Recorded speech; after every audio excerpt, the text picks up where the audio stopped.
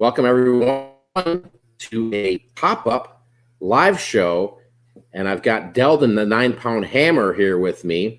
We're going to talk to him today. We're just going to interview style. We're also going to do some Q&A. Deldon, the 9-pound hammer, here with me. We're going to talk to him today. Technical issues, but I'm really excited to do this because I really don't do this very often. I think I've done a couple other interviews, and it reminded me. I was looking back, like when I used to do interviews. Yeah, I did Michael Stone, which is a great YouTube channel, Michael Stone, and then Craigslist Hunter was like the second to last one I've done, but that was 5 years ago, dude. Deldon. Man, I'm in the category with Pete. That's awesome.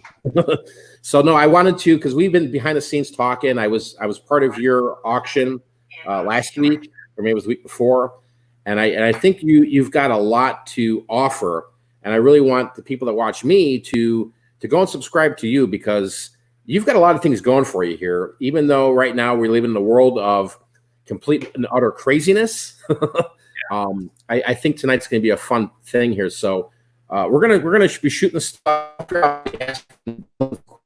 I'll be looking at the chat here. At some point here, we're going to open up just a Q&A. But I see Juan Santana here, West Max Gary. Thank you guys for joining us here live. I know it's kind of an awkward time to be live, but maybe it's not, because everybody's at home. So Deldon, what I want you to do is just kind of give us a brief kind of background on yourself, maybe your age, where you live, how long you've been reselling, where do you resell, your background, are you part-time or full-time, and I'll kind of let you take the floor, dude. Well, I'm Deldon, the 9-pound hammer. I'm 45. I'm single. I have no children. I like long walks in the park.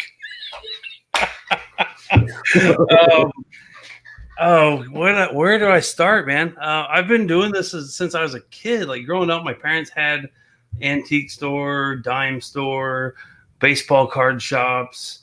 And so like when I was a kid, like I get in trouble or I get bad grades. Like literally I had to work and sort baseball cards or polish silver or do all of the stuff that I absolutely hated, rather than being out playing baseball or playing Nintendo or whatever. And as I grew up, I've always been a hustler. When I was in 6th grade, my dad, who was technically originally my stepdad, he adopted me in September of 85, I think that was 85, 86 school year. And then that night, after we went to court and all that, and the adoption was final, then we went out to the steakhouse, and this is going to sound so stupid. We paid, and on the way out, they had a stand where they had toothpicks and butter mints or whatever. And I grabbed a handful of toothpicks, and they were mint flavored. And I thought, that is the neatest thing in the world. Who's ever heard of mint flavored toothpicks? So being always an entrepreneur, I saved up 4 weeks of my allowance. I got $5 a week back then. And I made mom go take me to the store. I got about 10,000 toothpicks and 8 different flavor extracts. And I soaked toothpicks into flavor extracts. And then I took them to school and I sold them for a nickel a piece or 6 for a quarter. Oh my gosh, I love it. And nobody ever bought just one toothpick. Yeah. So I would bundle them up. And I was making in 6th grade between $50 and $150 a week selling 25-cent bundles of toothpicks. And then one day in 8th grade, I was sitting in study hall, and a kid dropped $1 on my desk, and I reached in, grabbed his 4 flavors, and handed it to him. And then next thing you know, I'm getting tapped on the shoulder, and I turn around, and it's the local police chief and my principal and superintendent and whatever. And the police had brought the canines because the teacher thought I was selling drugs. And 3 other kids got caught with marijuana in their lockers. But so they called my mom and dad. My mom worked for the Department of Corrections at the time, and she was working 3rd shift. So they called and woke her up and had her come down. They called my dad in, and I'm sitting in the conference room, and they got my backpack on the table. My mom and dad don't know what's going on. And they the principal, who happened to be in the same bowling league as my dad, dumps my backpack onto the table, and literally hundreds of little bitty foil packets fall out. My dad starts laughing, and the principal goes, "Bob, this is not a laughing matter." And my dad says, "Well, Bill, for every one of these that you open and you don't find drugs, the school system owes my son 25 cents. So the school wrote me a check for $117.25. No kidding. Wow. Very next morning, after the Pledge of Allegiance, the announcement made that the purchase and sale of flavored toothpicks was no longer allowed on school property. What was his reaction when he looked and opened one up and was like, He was like, "What is this?" And it's flavored toothpick. That particular one's root beer. So did he try one? No, I don't know what they did with them. They whipped them all into a wastebasket. I don't know what they did with them after that. But I've always been a hustler. Like, I grew up, my mom was a single mom, worked 3 jobs, put herself through college, studying, criminal justice, and worked as a prison guard. And she was mandated a lot of double shifts. So she'd have to work 16 hours straight. So it was, I was a latchkey kid, had to babysit me and my sister. And I grew up very, very poor. And I swore I would never, ever, ever be poor ever again. So, and no matter what I've done, I've always had a side hustle. Always.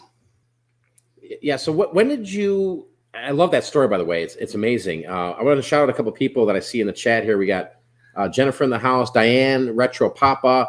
We got Locker Nuts, good old Jack Locker Nuts. If you're not subscribed to him, check him out. Locker Nuts. Go check him out on YouTube. Top notch reseller. I love this. I love Locker Nuts. I'm a fan. We got Linda, Luis, and a lot of the other people out there. But so like so you had the itch early on, like you were annoyed sorting through the stuff with your dad. Yep. But when you saw that opportunity to do the toothpicks, you made some money, and then you got the big order from the school after the shabaggle. Yeah. What was the next thing then? Like, I mean, did you go to? Did you dive into eBay when it first came out? Because we're the same age. Yeah. So this is like in '85. I had another hustle as well, but in school, but we probably shouldn't talk about that one this day and age. So, but what the hell? So that summer, that was in 8th grade. The next summer, there was a guy who lived like 5 houses down from us, and he had a couple of big Rubbermaid totes full of girly magazines. And I was like, "Mister, how much for your magazines?" He's like, "Son, you ain't old enough to buy those." He's like, "But if I was to go inside and get myself a glass of sweet tea and there's a $20 bill on my table, I guess I'll be none the wiser." And so that was my next hustle to sell. But I mean, yeah, I've always had an eye for anything I can make money on. And I think that's what's so where I can relate to you, like, is that it's kind of there where it's always, when I first started watching on YouTube, I could see that and hear in your voice and see what you're doing. And it's like, I know it sounds crazy, but like a lot of us out there that are reselling, we say things all the time, and it's like, that makes sense. Yeah. Or I can relate to that, and that's where it's like, it's kind of like you're born with this, or if you're not born with it, you get that itch when you get your first sale. And you're like, okay, wait a minute now. You mean to tell me I went to the garage sale, dropped $2 on this joystick, and sold it for $40 on eBay? Yeah. Like I had a couple of lightning in a bottle strikes, as I kind of refer to them.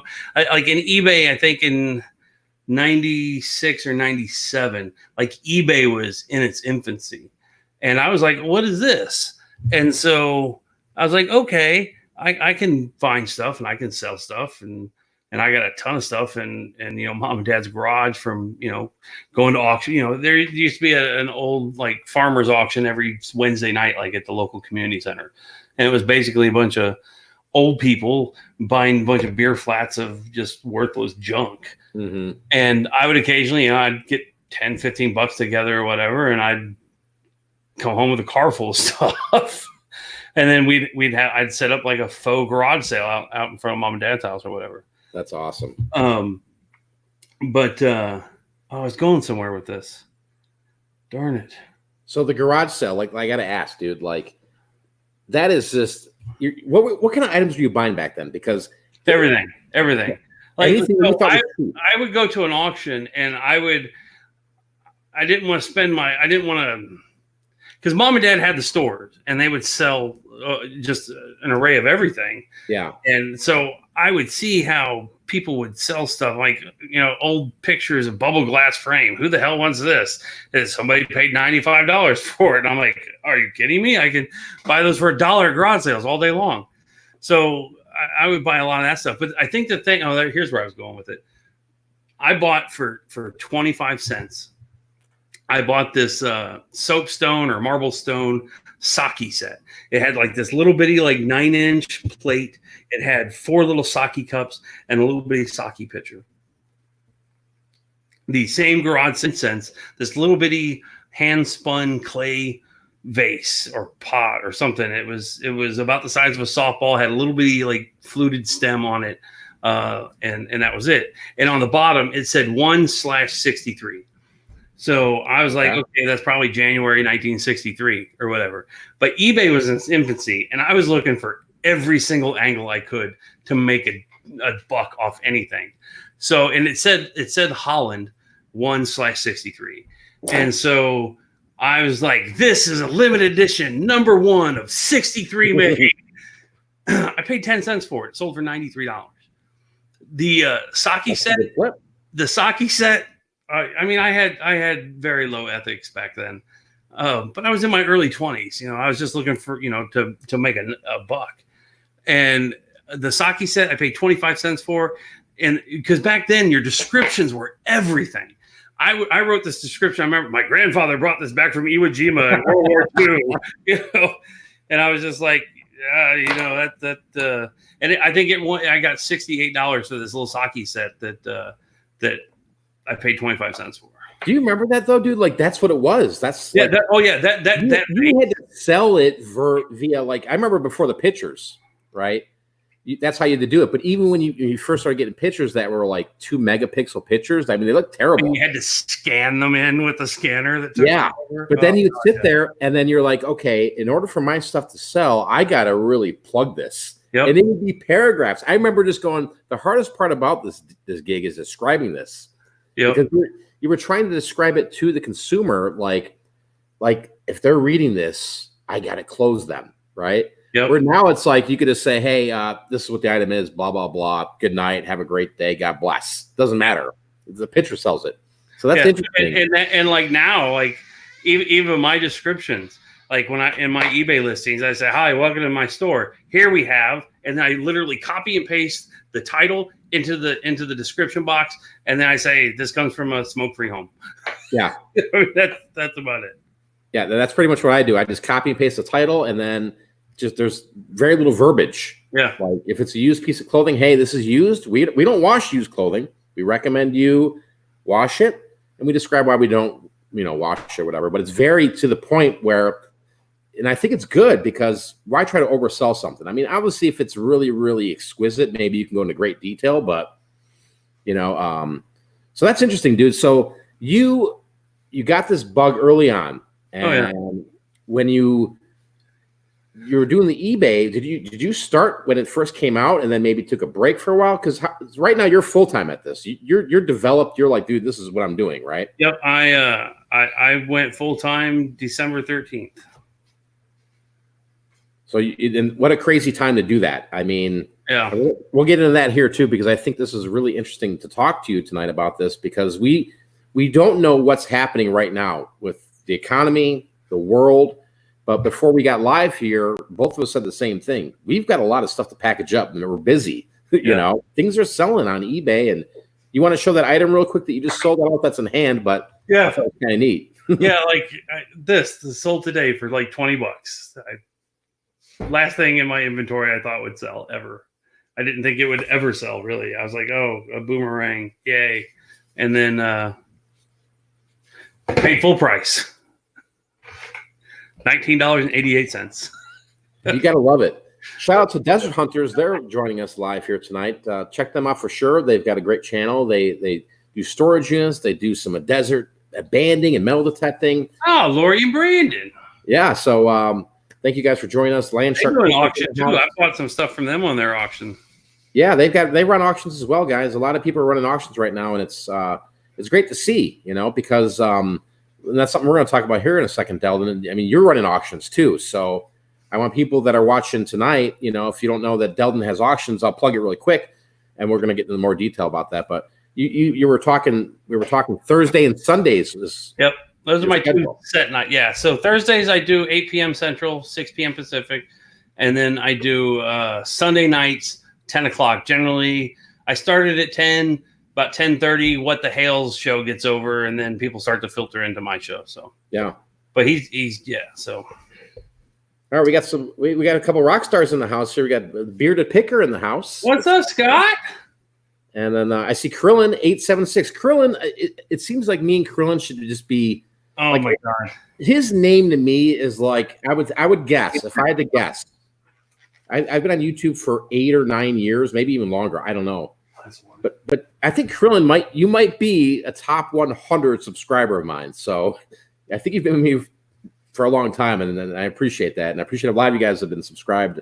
But like when I see Krillin's name, I'm like, dude, that guy's just been around forever. You have got to go check out some of my old live streams from like 2 years ago. Yeah. Like when I first started doing YouTube, like I would do like a 7-hour live stream, literally like every night of the week. And it was generally me, John from Nevermore Antiques, Scott, Bearded Picker, and Krillin. Krillin and his wife beaters. He is always entertaining, but he never does any content. I try to get the guy to do some content because he's funnier than hell. And I mean, just if you watch any of my old episodes, my old live streams, it's hysterical. I'll have to check that out for sure. Here's a question that came in here real quick we can answer. Shout out to you, Hustle Man. You think because Amazon's delayed, more people are buying on eBay? I'll let you answer that, Deldon. What's your thought? Absolutely. Yeah, I think it has given eBay a leg up, and maybe eBay will quit trying to be Amazon. Yeah, I agree. Amazon's got this whole, hey, it's got to be essential program, right? Yeah. And there's things I need for my business, like, poly mailers, bubble wrap. A lot of these things we all need as resellers to get things out the door. When I looked just even last week to get some of this stuff, it was telling me like April 20th. I'm like, dude, Daddy ain't having that. Yeah. I went right to eBay, and to my surprise, shout out to the company, The Boxery. They're also on Amazon, but I bought from them before. Yeah, they're also an eBay seller, and I'm going to tell you something. They're top notch. A lot of these items I got, and the only reason I was buying on Amazon the business supplies to begin with is because of the Prime delivery, the 2-day. Yeah, and I just expected that. It was like, I was paying more, but now you're paying your $12 a month for your Prime membership, and it's giving you absolutely zero benefits right now. Yeah, it's got zero benefit right now. Like Anthony wanted to buy that movie 1917, which is a great movie that nobody's ever seen. Yeah, it's actually a pretty excellent movie. I hated that movie. Oh, did you really? It was a lamer British version of World War I version of Saving Private Ryan without the happy ending. Yeah, well, I'll give it that. Yeah, I just love the way the scenery went. Like it was like kind of the cinematography was amazing. Yeah, no doubt. But we tried to order that, for example, and it's told us, we can get it to you April 22nd. I'm like, dude, this ain't gonna happen. So, long story short, going to eBay, I was blown away with the speed of the professionals that are on there. Right? Yeah. I consider myself a professional. Like when somebody orders something from me, it goes out in the time frame, right? So like somebody ordered some vacuum bags this morning from me, and they're like, hey, when can I get that? I said, it's going to be in the mail this afternoon, sir. You know, that's the one thing you have an advantage of on me right now is I consider myself a professional. I have a warehouse and everything. Problem is all of my eBay stuff is locked up in my store in my warehouse, and it's in the next county over, which is being a little bit more strict than the county I live in. And I risk jail time and $1,000 fine if I go there. Okay. So I was going to talk about this here, but since you brought it up, I'm going to eat some Chinese food here too. Why we're. Yeah. So how did you, okay? So right now you cannot go to your warehouse, I'm not supposed to. or there's a fine and jail time. That's Texas. Yeah, they're saying there's $1,000 fine, and there can be. They literally cleared out jails of like drug abusers and whatever in the anticipation of throwing people in jail for not following the shelter in place guidelines.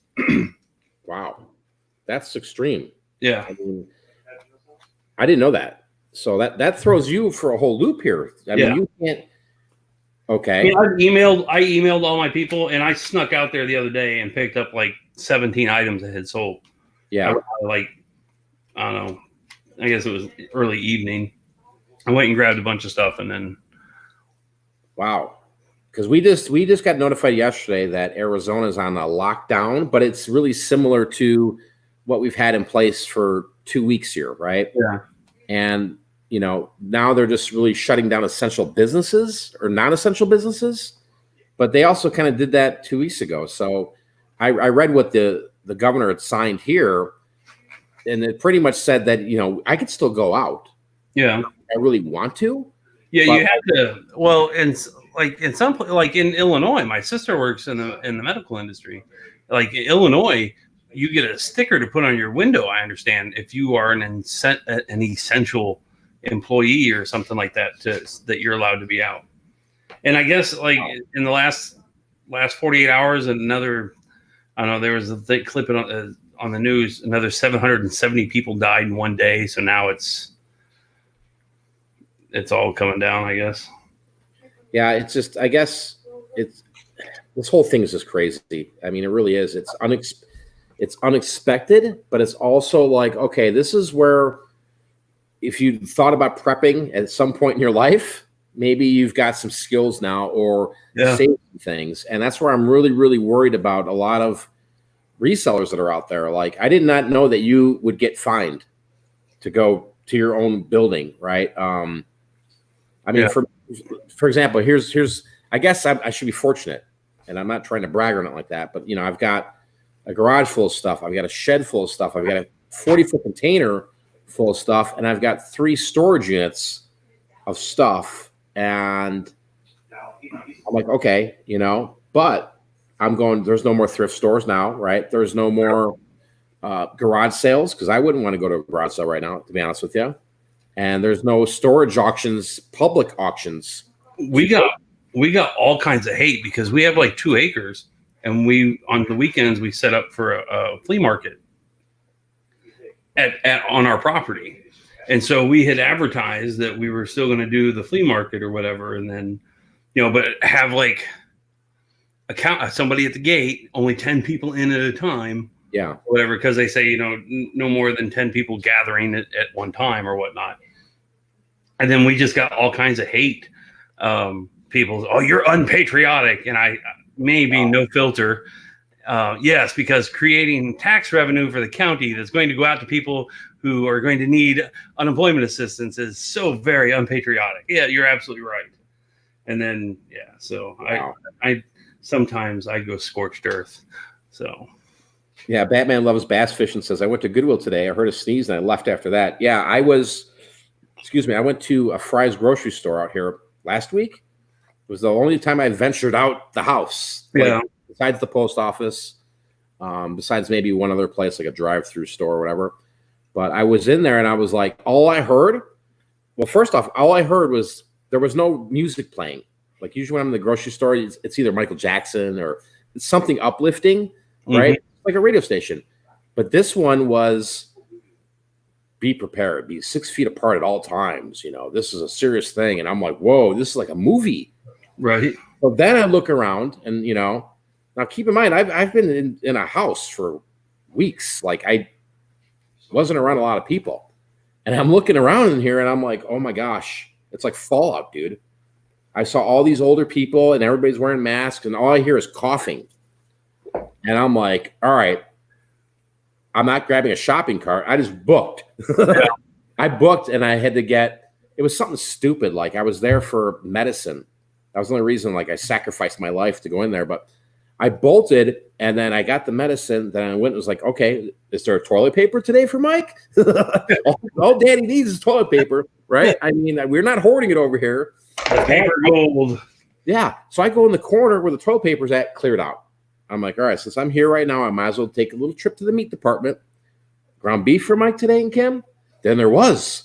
So it said limit 2. I grabbed 2. So I had 2, like 3 pounds of meat in my hand, and everybody's coughing and it's going crazy. I'm like, I got to get out of here, dude. This is driving me nuts. I grabbed like 2 frozen pizzas on the way out, and then I grabbed 1917 Blu-ray for Anthony because it was right there at the checkout. I'm like, hey, Amazon can't get it to me till April 24th, right? I'm paying $8 more for it at freaking Fry's. I'm good, I guess. And I got in my car, and I refused to go back there, but that's awesome. Hey, we got Susie, Arizona in the house. Thanks for joining us, Susie. Thanks for all of you guys joining us here tonight. I love Susie. I packaged, Susie bought some stuff from me on eBay and on my YouTube auction. So nice. I packaged her stuff up earlier today. We got Jonathan Alfaro in the house. Thank you, Jonathan, for all the support. Jonathan's a buyer. I mean, yeah, he is. I'd be in the poorhouse if it wasn't for Jonathan. Yeah, so definitely thank you, Jonathan. I mean, I've seen him on your channel. He's on everybody's channel supporting them and getting great deals, and hopefully he's out there being safe. I shipped out a 26-pound box full of stuff to Jonathan today. Oh, wow. I saw January House also earlier, too, and I want to connect with him, guys. Maybe we'll do a live show with January House. If he's in the chat right now, maybe he can pop in and say a word. But go and subscribe to him as well and watch some of the videos. There he is, January House. What's happening, Mike? Check him out because behind the scenes here, I think me and him are going to talk, and I think we can put something together like this here. And I plan on doing more of this here now that there's more time for everybody to settle down and do some of these live shows and shoot the stuff about reselling, a little bit of life. You ever think about kicking up the reseller roundtable again? I've thought about it. It's just, gosh, you know what? It got crazy for many years, and I might do it. I mean, if there's some interest, with some new people, and it's not going to go shenanigans wise, I have no problem doing that, dude. But usually it would get crazy, and yeah, you never know. I mean, we got time now to do that. I mean, this is fun, and for me, that's why I wanted to bring Deldon on tonight. Is I want to hear another side of a story. I want to hear another person's perspective on their past, what they're doing now, and what they're doing in the future. And I think that's what we're going to get out of Deldon here tonight. So I'm sorry for the gloom and doom a little bit, maybe with the coronavirus and Mike running through fries like a nutbag. But Deldon, I got to ask you this question because you run auctions, and when you do your auctions, dude, the first thing I think of is, dude, this guy must have been an auctioneer. I am an auctioneer. All right, I'm a professionally licensed auctioneer. Can you talk about the process of that? How long you've been doing that for? And because you've got the voice down, dude. It's amazing. You got the chant and everything. Yeah, I went to auctioneer school in June of 2013 at the Missouri Auction School, which bills itself as the Harvard of auction schools.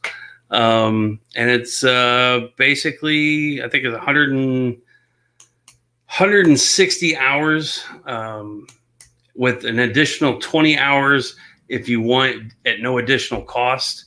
And so I did the additional 20 hours just because I was like, it doesn't cost me anything else. I got nothing else going on. So why not stay an extra 3 days or whatever and do it. And then lo and behold, when I first, it was the 3 toughest states that require the extra hours are Texas, Indiana, and Georgia. I lived in Georgia at the time. I moved, opened my auction gallery in Indiana, and now I'm in Texas. So it. You had an auction gallery in Indiana. Yeah. Yep. In Fort Wayne. Okay. Wow. Yep. I had a very similar business than like what I have right now. But it was a little different in the aspect that we bought truckloads of overstock returns, Amazon returns, seasonal merchandise, and I learned a very, very valuable lesson. And always buy manifested loads if you can, and don't buy any manifested loads in January or February. Because my broker came to me, he's like, dude, I got a deal, $4,600 a truckload. I'm like, I could buy like 3 truckloads. He's like, the only problem is it's unmanifested. I was like, okay, I can swing that.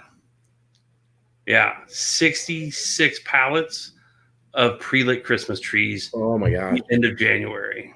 Oof. Look, hey, we got what the hell's in the house here. What the hell's going on? What's up, Jeremy? Got Jeremy in the house. I hope you guys are doing amazing out there. Again, if you guys are new to What the Hales, they've got like a super channel. Like, I mean, they're just, it's like Lacquer Nuts on steroids a little bit, you know, it's awesome. So if you're into the storage auction buying, Jeremy's got tons of knowledge, and we're going to talk to Deldon about his experience with storage units. But let me ask you this. Where did you, maybe we're diving into some stuff here that's a little crazy, Deldon. When you bought those loads, were you buying it through a broker or directly from the supplier? Like, were you buying from B-Stock or Amazon directly? Because that's a big difference when manifested or unmanifested comes. Because sometimes, you know, if you're dealing through B-Stock or you're right direct, like let's say you're buying direct through like Nordstrom, the best loads are the unmanifested, right? But you're getting first dibs, and you're throwing out money for that. Yeah, these were dirt cheap. We opened the auction house in October, and so like I didn't know what the hell I was doing at that point. I was like $4,600 a truckload. I can't beat that. And there was 2 girls I went to auction school with that billed themselves as the Auction Sisters out of Minneapolis. And one of them, and another lady who was from Queensbury, New York, I went to auctioneer school with, that I was really close with.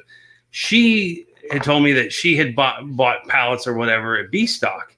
And then she opened up or rented out 2 storage units from storage unit facilities. And then she would run like garage sales of all this furniture or whatever that she got from like Walmart returns or whatever through B-Stock. And so I was talking to Linda and Melissa, the Auction Sisters, and they're like, hey, we have a friend who's in the reclamation industry or whatever. Maybe you should talk to him. So she gave me Ryan's information, and Ryan and I kind of hit it off, and I bought an Amazon truckload through him that was absolutely fantastic. There was over 300 cell phones, iPhones, like all Walmart cell phones that in the clamshells, all brand new. And I made my money on that one half a pallet of cell phones, and the other 40, it was a double stack trailer. So it was 48 pallets. So the other 47 pallets were paid for, and we absolutely killed it on that. Oh no, that was that Amazon? No, that was a Walmart truckload. That wasn't Amazon. But then he got in with, he got the exclusive with Target. And so he got all of Target stuff, and he had first dibs on everything. And we were a new relationship. We were buddies. And Linda was like his ex-girlfriend from high school or whatever. And we just kind of hit it off. And he's like, hey, I'm going to give you first dibs on these. And see what happens. And luckily we had done so well on the other truckloads that we literally put those up in the back of the warehouse. We had 3 warehouses. We put those in the back, and October, we just absolutely killed it. We sold them at 65% a sticker. As is, where is, if they wanted to open them up, plug them in, make sure they lit up, that was fine. If not, if they didn't light up, then we sold them for like 60% off. So it was just a, play on words. You pay 60% of full retail, or it's 60% off if they don't work. So you're still paying, it was 40%. Awesome. So yeah, we absolutely killed it. Yeah, shout out to a couple of you guys here that just popped in. I saw here Mike the Crazy Card. We got Jennifer in the house, Chris the Goose, Joanna I see here. Thank you guys all for joining us here tonight. So was that something that you were going to transition to your Texas warehouse? Were you going to start doing the pallet loads? Was that something I don't want to. My business partner, Baseball Bob, He was kind of hot to trot for it for a while. And I've always been passionate about storage units. I've been buying storage units for years. And I just said to him, I'm like, look, dude, that's where I made my mistake at my last place is I didn't hardly ever do storage units. You know how many storage units I can buy to fill a warehouse that you want to spend $12,000 on one truckload for? Yeah. And so Bob is a fantastic guy. He used to be my boss at Audi, and we have a great working relationship. I'm very loud and a very unfiltered, scorched earth. My mom says I'm very animated. Bob is very conformed, very straight-laced, very quiet, doesn't get excited. So we keep each other centered pretty well. So it's a really good relationship. And I think that's good. I think a lot of times, it's the positive versus negative, that makes a business run with a partnership, Yeah. That way you don't butt heads, or maybe you do. Time will tell. I'd go absolutely insane if I had to work with somebody like me. Like I'd be in jail. See, that's where I was distancing myself from like buying the trailer loads, because I've done that in the past. But I really like the treasure hunt of the storage units, right? It's the adrenaline. It's the thrill of the hunt. Absolutely. Mm-hmm. Absolutely. You win some, you lose some. Yeah. But I also think that the potential to make, obviously we're all looking for the treasure, right? But maybe, sometimes you overlook the treasure and go, okay, you know what? I'm going to make some money at this. This is why you're buying these things, to make money. But there's paydays, and we'll talk about that here later, like with you, Deldon, like what maybe was the great find you had. But really quick, like the fact that when you're buying trailer loads, there's a set price, right? Whether it's manifested or unmanifested of that product, or how many products you're getting. With a storage unit, you have no idea what's getting, like what could be in there. If you watch What the Hales or Locker Nuts or Storage Auction Pirate or Deldon or me, or a lot of the other guys that are out there doing storage unit videos, you see like what's there. I mean, you could buy a unit for $50 and make $5,000, right? Where you might buy a pallet load from somebody and spend $600 to just only make $800 back and make a $200 profit. So and take 8 months to do so. Yeah. So it's definitely interesting, and that's where I've kind of transitioned away from that kind of wholesale buying in big, huge bulk. Yeah. Even though I've seen some people that are very, very successful doing it, for me, it's just not something I really want to do. Like I'd rather. You're the same way now, Deldon, right? Yeah, absolutely. Absolutely. So, Deldon, I got a question for you, because you have a lot of knowledge, I've noticed watching your videos, about coins and the grading of coins and the rarity of coins. Can you talk briefly tonight about how does somebody maybe get into coins, and is it mostly a hobby for you that turned into a passion to turn into resell coins? It turned into a hobby. Okay. It's been a lifelong hobby since I was like 8.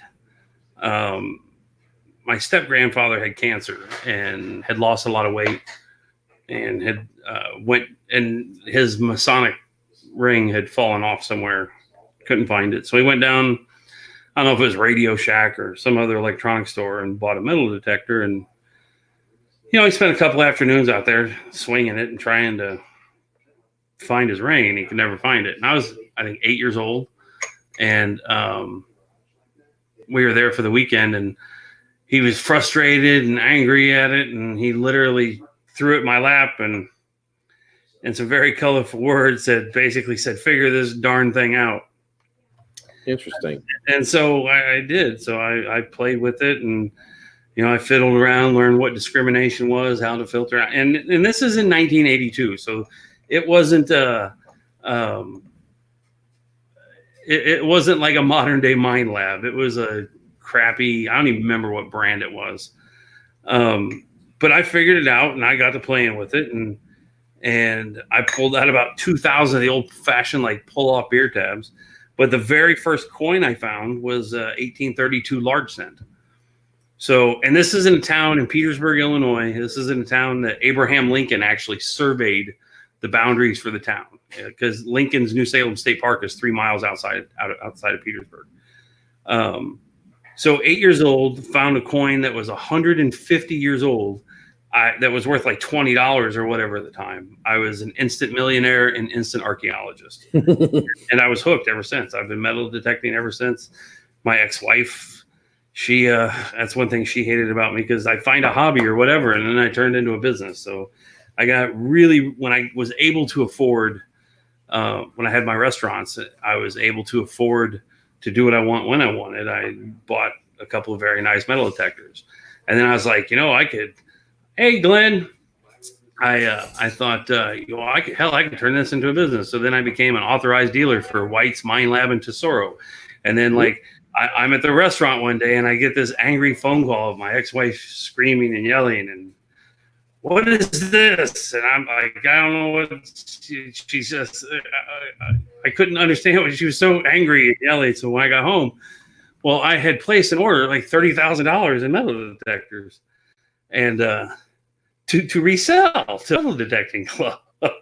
And I did not check with her first. I didn't feel that I needed to. It was, my money came from the restaurant, whatever. I was expanding my empire. And so, yeah, but I'm very much a risk taker when it comes to just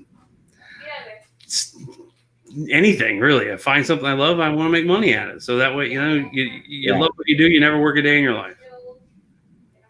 No doubt. You got the Kenny Rogers gamble spirit, right? I mean, rest in peace, Kenny. Yeah, very much so. Very, very much so. Shout out to Swamp Picker. I see Swamp Picker in the chat. And, the art of the coin, though, like, I guess where I'm trying to get at with you is that when you look at these coins, and I've watched your 86, can you talk about what your deciding factor is when you look at a coin and go, hey, this is, I think, could be in gradable condition, right? And what maybe you would decide for somebody else who's out there listening, going, hey, I've got these cool coins that maybe my grandfather got, or they were passed down to my family. How would you determine a coin to grade? Is it condition? Is it quality? Is it quality? It's all of the above. First, it has to be a coin of numismatic value, which is a coin that is worth above and beyond its metal content, like with silver and gold coins. They will always be worth their weight in whatever precious metal they are, but then you go into the mintage, the number that were minted. I use the 1794 flowing hair silver dollar as an example. They only minted 1,758 of them. It's an extremely scarce coin. Only 20 are known to exist. So coins are graded on what they call the Sheldon scale, which I think should be the Deldon scale, but it is the Sheldon scale. And it's 1 through 70. And coins are, I've been doing this for 30. I've been dealing with coins for 37 years. So, I mean, you get an eye for it, just like with anything. And if you collect the widgets, you know what a good widget is and a bad widget is. See, buddy. Sorry, I had company over here. Linda wants to know, did you find the ring from the previous story? No. My grandma thinks, she's dead now, but my grandma thought that same weekend they had sold their motorhome.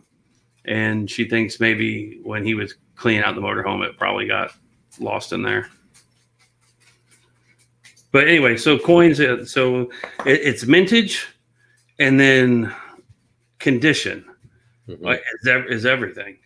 I mean, you can have a coin that's a proof coin, like say, a modern day coin that comes right out of the mint. They slab it. No human hands ever touched it. Yeah, that might be worth just a little bit more than what its face value is, but it's not worth grading, because to grade a coin, you have to join. Like I'm a member of NGC, so it costs me $300 a year to join NGC, and then depending on what type of coin it is. So like I think what they call like modern coins, 1955 and newer, you can get it done for like $17 a coin, but then if it needs restoration or if it needs anything else, then if you want extra thick slab, if you want a scratch proof slab, I mean, there's all these things that stack on to increase the price. Older coins before 1955, the minimum you can get a coin ran through is $35 a piece. And then you get a gold coin, then that is going to be based on the value of the coin after it's graded. I mean, it gets exponential. I mean, it gets I sent 19 coins in a few weeks ago. It cost me $900. Yeah, it's not a cheap thing to do. Not at all. Where would you go? I mean, maybe this is something that you can make in your YouTube videos, because I know there's other videos that are out there on YouTube about talking about coins, but maybe, you know, in a future video here, you can kind of go into great detail about coins for beginners, right? But not only that, like maybe some good resources. Like I'm assuming there's Facebook groups out there left and right for coins. Oh, yeah. Where would you kind of start at to go try to learn? I mean, because there's coins everywhere, you see, and shoot, there's coins in our pockets now that if you know the right ones, you might be sitting on a nice. Yeah. In modern, there's a lot of variants, like when they came out with the state quarters or whatever, like the Wisconsin with the missing leaf, or, you know, I mean, when those are initially discovered, they're really, really hot, right? So people are rushing out to find that coin, and so then you get a premium for them right that minute. 6 months, hundreds and hundreds of thousands of these coins have been discovered, and that coin that was $100 is now worth like 75 cents. I mean, it's just and it becomes cost prohibitive to even grade a coin, because you can grade a coin that's a proof coin, an error coin, or whatever. To send it off, you're going to spend, after everything, $60 to get it graded. And you check, you know, you pull your comps on eBay, because eBay literally is the world marketplace for anything. That coin sells for $17. Yeah. I mean, it's cost prohibitive to do that with a lot of coins. So I would go to a reputable coin shop. Don't buy anything off late night TV. Don't buy, you know, I the other night in my auction, I sold off a bunch of presidential coins. Lady came into our store. She sold me a bunch of watches. She sold me a bunch of coins. And I told the guys, you know, look, these are dollar coins that the previous owner paid $14.95 a piece for, because they were encased in a little bitty envelope with a stamp and a little card just telling the history of the president, when he was born, where he lived, and where he died. You know, and so like the original owner of the coins paid like $700 for this collection that I sold off for $100. I mean, it's just because somebody presents something to you in a fancy case or whatever does not mean it's worth anything. I mean, there's a lot, like there are coin company like Littleton, you know, you get all these coins in these little bitty clear envelopes or whatever, you know, like buffalo nickels, you know, people paying $5 to $10 a piece for a buffalo nickel. Unless it's a 37D with 3 legs, a buffalo nickel is worth like 25 cents. I mean, 37D with 3 legs, you know, depends on how it's graded, you know, $400 to $4,000. So it's really similar to the sports card industry. Oh, absolutely. Sports cards, comic books, anything that can be graded. Absolutely. Yeah. And there's only three grading companies that are worth anything. I mean, don't go take your Uncle Cletus's coin grading service, you know. Yeah, there's a lot of them out there like that. Yeah. Where yeah, you see that in the autograph industry a lot, where it's like Billy Ray's autographs from Canada. It's like, and they got like a certificate of authenticity that Uncle Cleet printed off in his dot matrix printer. Nothing against Canadians, just, you know what I'm talking about. Like, I've seen them where it's like it's a certificate that they got from Google, and there's not even a company name on it. Yeah, I'm like, that's clever, I guess. My business partner, Baseball Bob, said you can polish a turd, but it's still a turd. Yeah, right. What's happening, Knox Brothers? Thanks for joining us here. The crazy card here says he picked up an 1885 seated Liberty quarter, about an MS 35 plus for $40 at auction, thinking about getting it graded. What do you think, Deldon? Where are we at? Just the the crazy card. The 1885 singularity quarter. Well, if it's not MS if it's 35 plus. So MS would be 63 and above. If it's a 35 and plus, it's a fine to extra fine. So if they put MS 35 plus, then they are an idiot. Also, it depends on the mint mark on the coin too. Mint marks make all the difference in the world too. So like any coin that's minted that has like CC on the back, which stands for Carson City, Nevada. Those are the rarest coins out there, aside from a few others, because the Carson City Mint was only in production for 5 years and then it burnt to the ground. So you can have like an 1885 seeded Liberty, but if it's an S for San Francisco or if it doesn't have a mint mark at all, it stands for Philadelphia. And then there's also you're a wealth of knowledge, dude. Like, I mean, you've got so much knowledge when it comes to the coins. I think a lot of people can learn from it, including myself. I mean, you've got a lot of knowledge that is good for us to kind of know. It's because I had a lot of bad grades, and I spent all this time in my mom and dad's store learning baseball cards, coins, watches, jewelry, and guitar. Well, guitars were another story, but yeah. So super chat here from Crone. I appreciate it, Crone. You guys remember Don West, B. Dolan McGuire rookie? I mean, I remember the McGuire rookies was crazy. Like that was the card as a kid. USA card. Yeah, I mean that was the card as a kid. Like you hope some kid came to school being a new baseball card collector. Yeah, didn't know any better, but wanted to trade with you.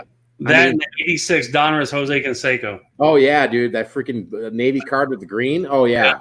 Or the '84 Don Mattingly Donruss. Yeah, there were so many of those classic cards, and I'll be the first to say, as a kid, when new kids wanted to join the circle playing BBCs, hey, that was kind of the price you had to pay sometimes, right? If you didn't know you had a Mattingly or a McGuire, and I traded you a Kirby Puckett common card, that's just how it was to get in the club. Yeah.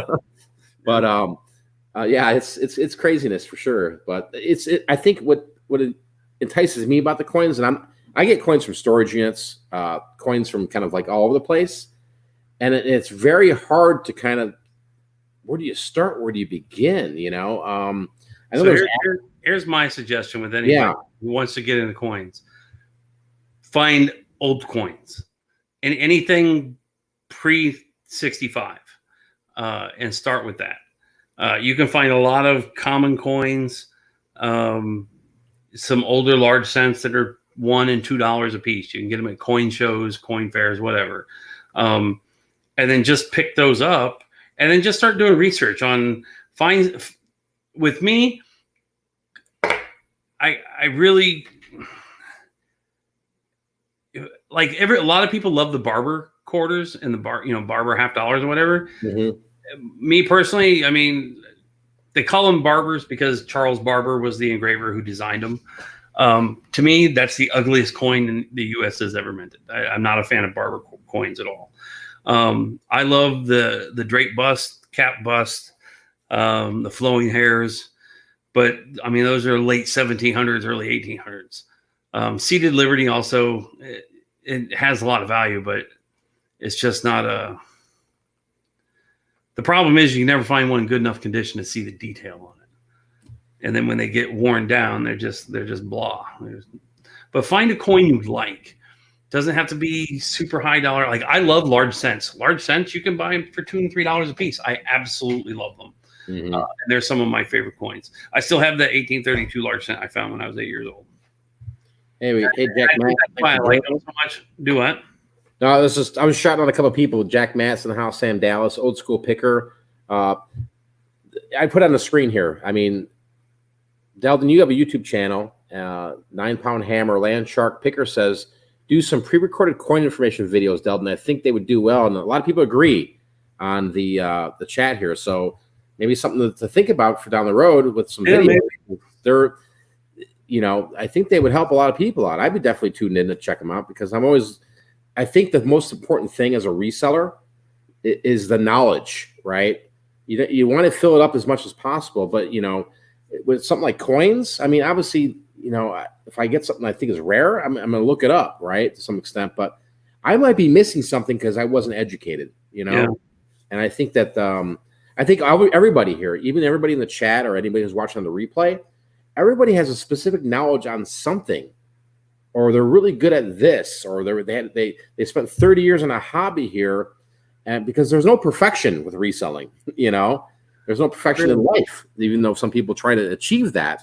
It's just trying to, what I believe to be successful resellers, not to overlook things. And if you're like, hey, I don't look at Barbies, well, why is that? Because you don't know about Barbies? Would you know a $1 Barbie from a $40 Barbie or a $500 Barbie? And that's where I would go, well, I want to learn about $500 Barbies, so I don't skip out on a $500 Barbie. You know what I'm saying, Delton? Like, the same way where you try to like milk as much reselling information as possible because it helps in the field, That it does. Let's move on to this one here.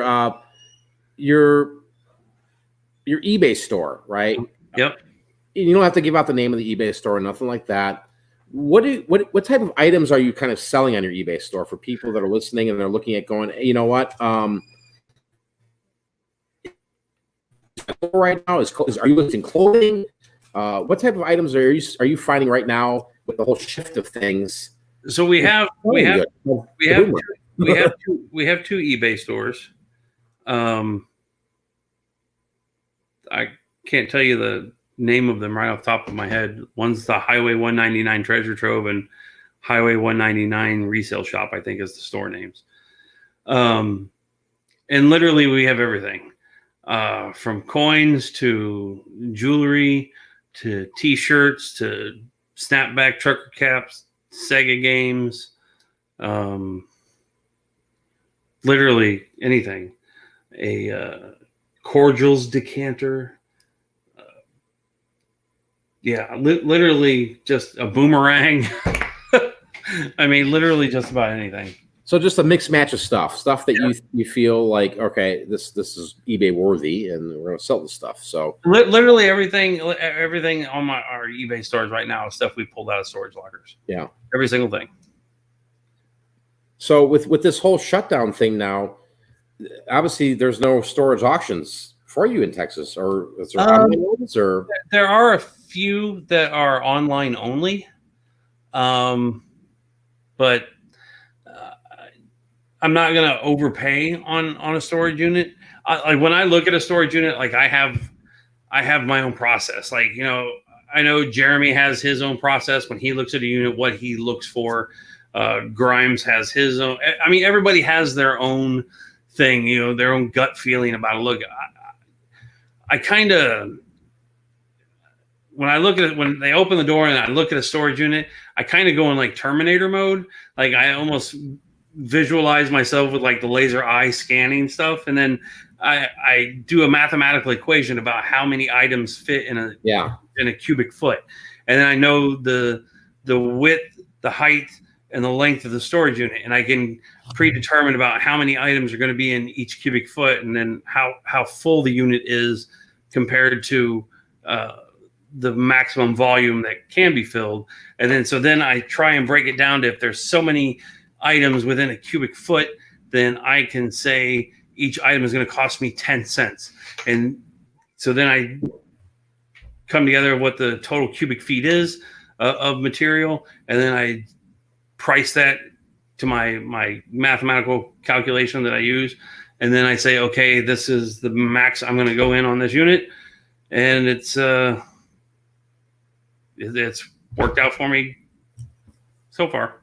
That's good to have, because Jack Matt says I look at how the boxes look, and everybody's got their system in place. Like I've got a system where I try to visualize what I see in front of me, and just come up with mentally really quick prices. Right, refrigerator, that's $50. If it's broken, maybe 20, or I got to take it to the dump. All these things are going through the mind, but a lot of times I look at just units in general and go, all right, these are all storage totes, or these are all boxes, and I have a set price on that, and everybody's set price. Like I've been to storage auctions where I know three of us are like, all right, we're all going to price this unit because we don't know what's here. All we see are boxes and a bunch of totes. And I know one guy, his price, he doesn't mind throwing $30, $40 a box, right, at 200. So I know he's going to go very high up on the price chain where I wouldn't, you know. And then maybe that. And that's one thing, like hanging out with a lot of the other buyers at the units, and everybody talks, when we go to the unit or when we go to the auctions or whatever, and like everyone's like, oh, this sells for this much, this sells for this much. Like I don't look at, people have called me a liar before. I don't look at, okay, what my resale value is on a particular item in a corner. I look at the volume of stuff that I'm going to get and my minimal cost per item. Volume, and then knowing that, okay, if there's 5,000 items in this unit and I pay $100 for the unit, okay, well, I got everything pretty darn cheap. And if I sell everything in there for $1, I'm making a fortune on it. So that's the way I go at it. Yeah. So right now you don't have with the auctions wise. I mean, are there still auctions happening right now in Texas? Because you said earlier you can't leave and like just that's the tricky part. Is there are some online auctions, but they're in some of the northern counties that don't necessarily have the order. I mean, I'm in Tarrant County. Okay. So your lockdown is based on your county, not the state. Right now. Okay. I didn't know that. Okay. All right. That makes more sense now. Okay. Yeah, because go ahead. Sorry, dude. So if you go up north, like Denton County or whatnot, like I don't think Denton County even has a whatever the shelter in place kind of mandate yet. So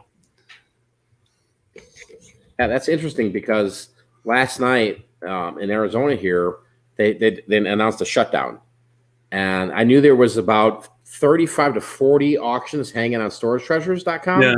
Because the local guy that runs around, he's already posted on his website. He's done until like the 20th of April, which, I mean, geez, I got junk everywhere. I can always sell things, but my mind is always telling me to keep buying more, right?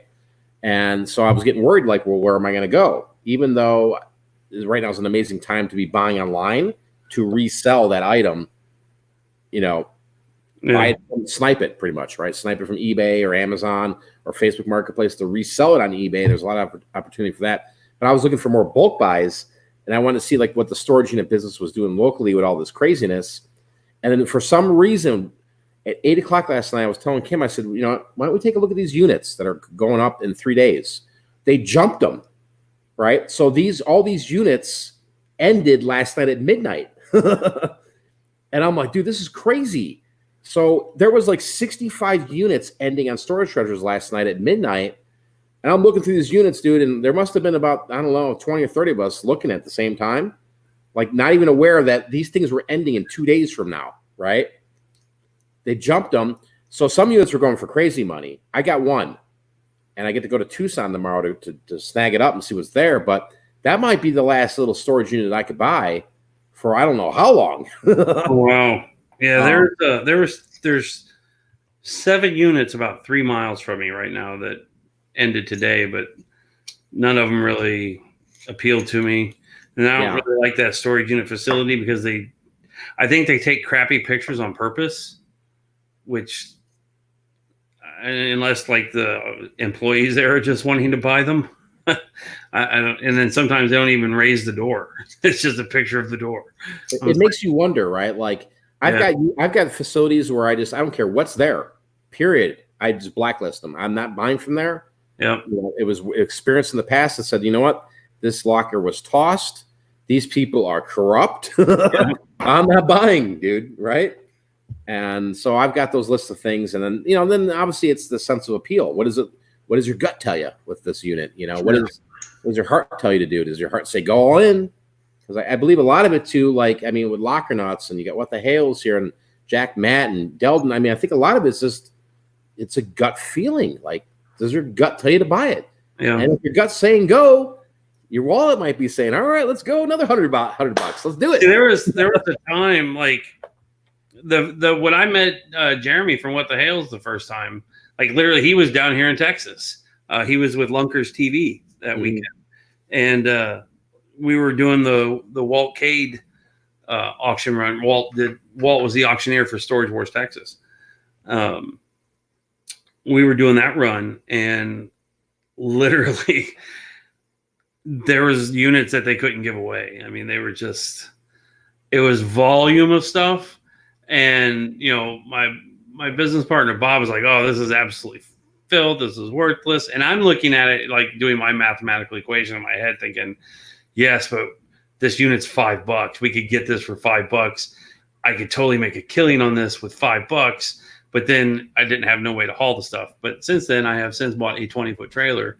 So that will change here once we can go out and partake in the outdoor auctions. We got a question here for you, Deldon, from William Pargo. Deldon, will the landlord still make you pay rent? My shop's landlord gave me 50% off this month. I don't know. We cut our landlord a full month's rent check today, actually. So you can believe come the end of April, I'll be asking.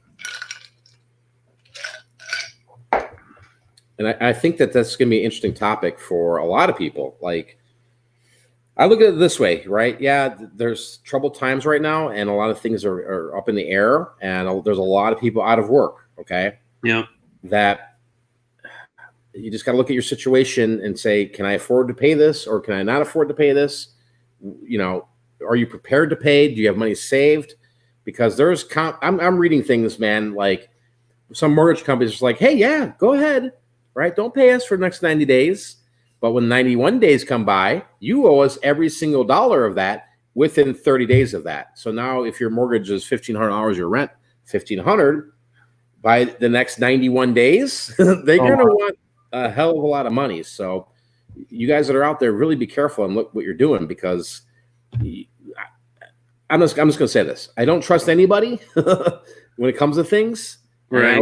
I got to look at every opportunity right now. And I think that with all of this stuff going on, I mean, it's unbelievable what's happening here. And if people can't make sacrifices on a building, it's just a building. It's not a human being. You know what I mean? Yeah. Like, what's more important? Your building? We have a really cool landlord. He gave us the first, I think, month and a half for free, just because it was an old feed store. And so, like, it had never been cleaned or painted in like 25 years or whatever. And Bob and I went in. I mean, we put literally, you know, we were working 16 hours a day, scrubbing the floors, painting the walls, you know, running new alarm system throughout the whole place, getting it, you know, set up and taking care of the inside as well as the outside. So, I mean, we've increased his property value. And so he's a really, really nice guy. And I think he'll be very understanding. That's good to hear. Jonathan Alfaro says the foreclosure rate's going to skyrocket if the economy doesn't jumpstart soon. Yeah, I mean, we get problems here, people. And maybe we'll come down in another video here and just do a full-blown, let's just talk all about the craziness. But tonight I really wanted to kind of dive into the Deldon and the 9-pound hammer. I think that would be a good show too, right, Delton? Like, hey, here's what's happening right now. Like, you know, this is some crazy stuff going on here in general. Like, I agree with a lot of what you guys are saying in the chat, and it's going to get really crazy for a lot of us here. And I think that's why it's important just to kind of pay attention, right? Maybe not overextend yourself. Obviously, don't go buy crazy things. You don't need Gucci right now. Do you, Delton? I don't think Gucci makes anything in my size except for cologne. You need Versace? What do you need? Do you need Mercedes now? What's going to make you happy? Yeah. So, all right. So, Deldon, on the topic of storage units, talk about, if you can, two things. What was the most expensive item you found in a storage unit, and what was the worst storage unit you ever purchased? My worst storage unit I ever purchased was my very first storage unit. In 2013, we paid. It was the guy had paid rent on the storage unit for 20 years. They opened the doors, and there was literally like an inch and a half of dust on everything, and there was a row of like pickup truck tires on the one side, and it was all boxes. You couldn't see anything. The guy was a mechanic. So everybody was chomping at the bit to get to this unit. So we bid up to $4,900 on the unit. And then I had 3 employees that we paid $18 an hour. And it literally took 3 days to empty the storage unit. It was 20 by 30. And then we rented a 26-foot U-Haul truck. And it took like 4 trips to get everything back to our warehouse. And then when we got it, there was not a single saleable item. Oh my gosh. That's where he stored all his garbage. Oh. Like there were barrels of old antifreeze and motor oil and literally just thousands upon thousands of like, I call them beer flats, but they're like the flats that like the motor oil cans came in or whatever. Mm-hmm. And then just garbage. And it cost me another $3,100 in dump fees. Oh on top. God, dude. Yeah. So that was the worst. My best storage unit I ever, well, you know, this last one, no, I'd say the one I bought in Atlanta was probably my best. I paid $175 for it. It was a 5x10. And when they opened the door, it was like a normal 3-foot size, like steel door. It wasn't like a roll-up garage door. They opened it up. All you could see was like the back of a wicker couch. That's all you could see. And so I was like, you know, I could use some patio furniture. What the hell? So I bid $175 and I got it. And then at the end of the auction, I pulled my Camaro around and I started pulling the furniture out. And one of the guys, and this is in Atlanta, one of the guys that owned one of the resale shops on Ponce, which is a district, a street in Atlanta, him and his wife were kind of laughing at me. They're like, well, that ain't going to fit in that pretty little car of yours. What are you going to do with it? I said, I'm going to sell it to you for $200. He's like, why would I give you $200? You paid $175 for it. I said, yes, but when I paid that $175, we knew there was one piece of furniture. Now there's 5. And so he kind of chuckled and came over and looked at it, and he agreed to give me $200 for the wicker furniture. And then there was a stand-up jewelry armoire and 5 of the fireproof Brinks boxes. So there was $40,000 in coins and jewelry. Oh my gosh. So, and then this last unit I did, we bought, I guess 3 weeks ago or whatever. We paid $2,060 for it. And the furniture was really, really nice. Like we've already made half our money back on just a couple of pieces of furniture we've sold out of in our store. But then we opened up one of the clothing wardrobe boxes. Yeah. And there were 2 Honeywell lock boxes. Oh. It was 60 pounds of silver coins. Dude, that's epic. I So, love that. I about messed my pants. I was excited because we literally 2/3 of that storage unit was nothing. This lady had like her home, she made like cakes for a living and did like crafts.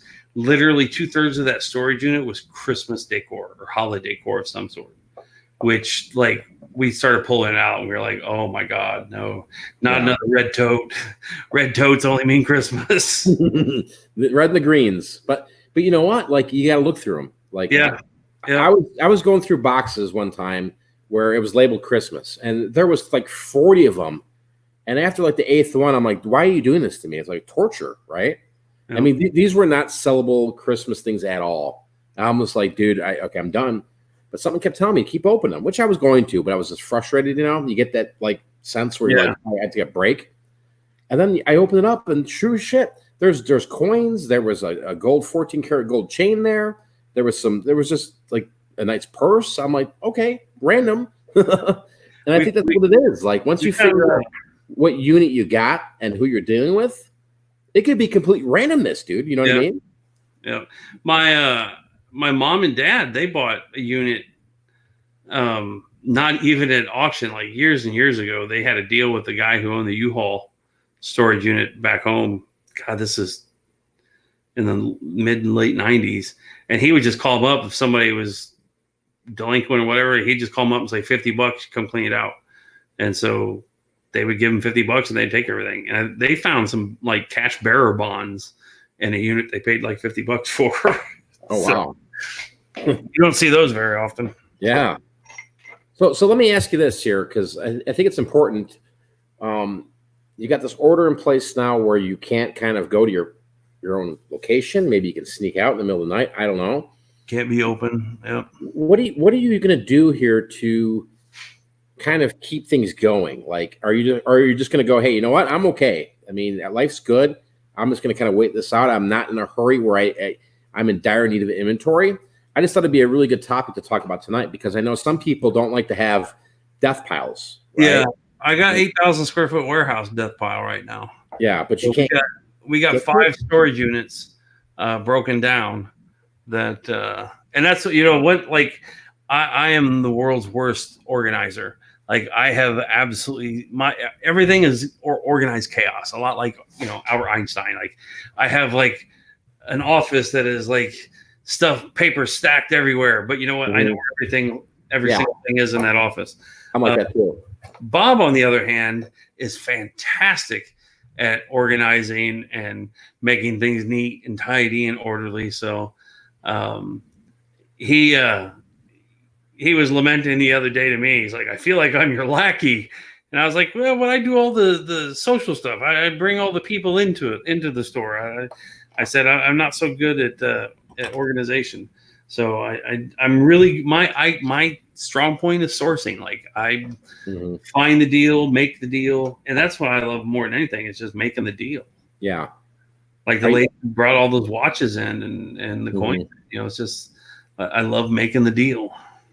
So do you think that at some point here, I mean, if you can't access your building where your inventory is at, would you start looking maybe on Facebook Marketplace, or would you just say, the heck with it, dude, 2 a.m, lights turned off in the Camaro, I'm going to the shop, I'm load up. Well, I don't have the Camaro anymore, thank God. Okay.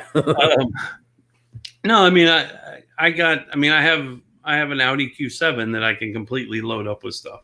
So I can make some midnight runs, load some stuff up, and do some listing. Nice. Good to know.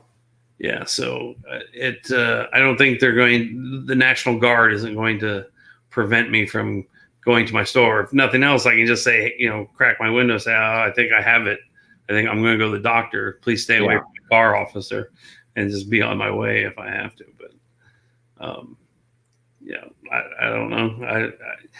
They say from what I understand, they'll give you a warning the first time, and then you get fined the second time. Third time, you go to jail. Wow, that's crazy. If they pass that in Arizona here, that's going to be crazy. And honestly, yeah, just mark my words. If that happens here, I'm going to test that law, because that to me sounds like unbelievably like insanity. And I know that all over the country, dude. Like martial law without declaring martial law. Yeah, that's where I kind of would say, all right, let me just see this firsthand, and obviously I'd be recording for my own safety, because I'd probably be. I mean, the desert's pretty big out here in Arizona, Deldon. You know, they have no problem throwing me in the curb. All right, Deldon. So I gotta take this dog out. He's going ape stuff bonkers. Sure. You do something that's really interesting. You rent out part of your house to people and make an income doing that, right? Yeah, Can you talk about that? Well, I'm going to step out for 1 second. Yeah, sure. Right. I bought my house. I'm just a single dude, so I bought a 3,000 square foot house with 4 bedrooms, and I thought, you know what the hell? Why not rent the others out on Airbnb? So I set it up. My best friend literally lives 3 doors down from me, and so he rents his spare rooms out as well. So we decided that we would set them up where travel nurses. So you don't want somebody just to Airbnb. I mean, the idea, if you're going to have spare rooms to help pay your mortgage or whatever, you want long-term tenants. So we thought, you know what, long-term tenants would be fantastic. Let's do travel nurses. I had a friend of mine who's a travel nurse. She travels 13 weeks at a time. And so that's what I did. I set mine up. I rent out to the female travel nurses. Kirby rents his out to the male travel nurses. And that it works out pretty well in that aspect. Let me read some of the notes.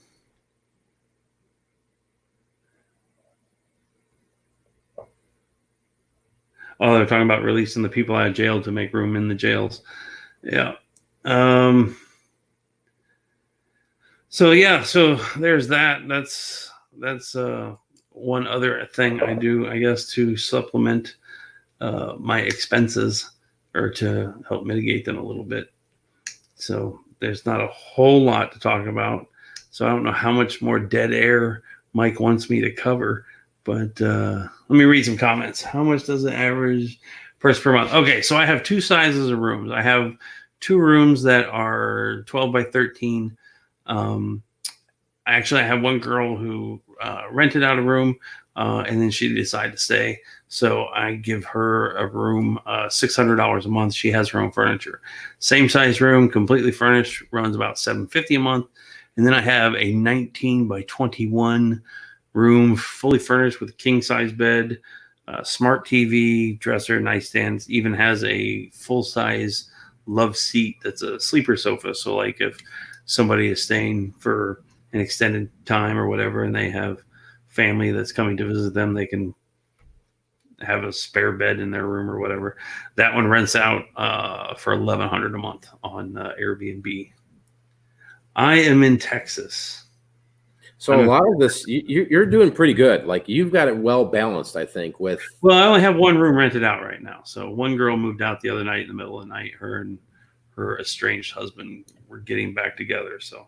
Or was it because you're just doing too many damn auctions? Let's be blunt here. No. Generally the auction chant or the auction is it's weird, man. Like I've gone to auctions my entire life, and it wasn't until I actually became an auctioneer that, like, when you do real life, like face-to-face auctions, like you get auction groupies. It's the weirdest thing in the world. Deldon. No, I was laughing about that because like I could see like the poor girl's trying to sleep in the other room, and you're like, I got 22, got 22. Come on, do the chant. You got to do the chant right now. Let's pretend we're auctioning off this thing here. Do the chant for the people on the Global Voodoo channel. It's excellent. Right. I love it. Grab an item. Now 2, a little bit, now 3, now 4, now 4. I'm at 4, a little bit, now 5, now 5, a little bit, now 7.5, now 7.5, now 10, now 10, now 10. I'm at 10.5, now 12.5, now 12.5, now 15, now 15, now 15. I'm at 15, now 20, now 20, now 25, 5, 20, now 25. I'm at 25, now 30, now 30, now 30, now 35, 5, 30, now 35. Sold. I love it, dude. That's awesome, man. I mean, that's a talent. I mean, did you learn all that from auctioneer school? Did you come out doing that? Or like, literally, I had no idea what the hell to expect to go to auctioneer school. And so, like, I signed up. It was only like $1,200 to go to auctioneer school. And then, but they send you like all these preliminary video or audio tracks to listen to learn how to count. I'm like, really? Learn how to count? So I know how to count. But when you get there, it's a whole nother ballgame, man. You learn to count ones by quarter, so it's like 1, 1 1/4, 1 1/4, 1 1/2, 1 1/2, 75, 75, 2, 2, 2 1/4, 2 1/4, 2 1/2, 2 1/2, 75, 75, 3, 3, 3 1/4, 3 1/4, 3 1/2, 3 1/2, 75. So they teach you how to do that forwards and backwards from 1 to 100, and then and then they go 2 1/2s, and then you go by 5s, and then you go by 10s, and you have to do that forwards and backwards, and then they teach you the tongue twisters. So like, which is the Tommy Atatamus tied 2 T's, high atop 2 tall trees. And then I couldn't do that, dude. Like I would just be like lost in the first word. The Betty Botter tongue twister is the one that really kills people. Yeah, so, Linda wants to hear that. Do the Bitty Butter. So Betty Botter is Betty Botter bought some butter, but she said this butter is bitter. If I put it in my batter, it will make my batter bitter. So she bought a bit of better butter, put it in her bitter batter, made her bitter batter better. So does better. Betty Botter bought a bit of better butter. So that's how. So that's and literally like the first day of auction school, there was 163 people in my class, and we're all in this huge auditorium at the Holiday Inn, and we're all just standing up and going, Betty Botter bought, and so it gets faster and faster, and then by the end of the day, you're like, Betty Botter bought some butter, bunch of butter bitter. If I put it in my batter, make my batter bitter. So she bought a bit of better butter, put it in her bitter batter, made her bitter better. So Betty bought a bit of better butter. But what that does is it helps you develop your cadence. And like when you do a cadence, like so many auctioneers have a lot of filler words. And like you just heard my auction chant just a little bit ago. My auction chant, literally, as soon as I hit like $15, I don't use any other words. It's literally strictly numbers. You know what bid I have and what bid I'm looking for. And a lot of auctioneers, you know, they 15. And that, you know, occasionally you might hear a number. But I wanted my auction gallery to be a gallery, not just like an auction barn. Yeah. You know, I'm not up there with a mouth full of chew and you know, I wanted mine to be just a little more. The Knox Brothers says more bougie, I guess. The Knox Brothers says 9-pound hammer auction school. I'm in, dude. I'll be your first freaking customer. Right on. How much? Sign me up. But no, Jack Matt's got a good question. Is it all to confuse the bidder? Like, no, not at all. Okay. So what it's you when you do an auction chant, you have two numbers. You have the number that you have and the number you're looking for. And all of the stuff in the middle is to develop a cadence so that it rolls off your tongue and creates momentum and creates an energy. It's electric. You know, it gets like when I do my auctions, I like to, I live to entertain. Let's face it. But it's to keep people, you know, on the edge of their seat, you know, to keep that electricity going, the energy going. The more exciting an auction is, the more money you'll make. Yeah, I think that's the truth, right? Like when it comes to it, because when somebody's flowing there, like when you're doing that, like that chant you just did 2 minutes ago, you've done it in your auctions, and we're sitting here watching the TV. I'm like, all right, what am I missing here? You know, I got to bid on something. it kind of zones you into the auction. Yeah. And I think that's really, it's powerful, believe it or not. Like I've been to so many auctions, and some auctioneers are really excellent. Some are like really terrible, where it's like super slow, and you're like, dude, yeah. So like a European auction gal. Like I did a little auction the other day with a European auction. Like, I have $17.50. Do I have 20? And people are like, oh God, no, please don't ever do that ever again. So like, I mean, that literally, like, I can't stand an auction like that. It just puts me to sleep. Well, Deldon, I think your auction school, dude. I mean, Jeremy, what the hell, says he needs to learn it for his auction chant for his mint to win it on his YouTube channel. I mean, I'm a customer, dude. I want to be a student. Who's in?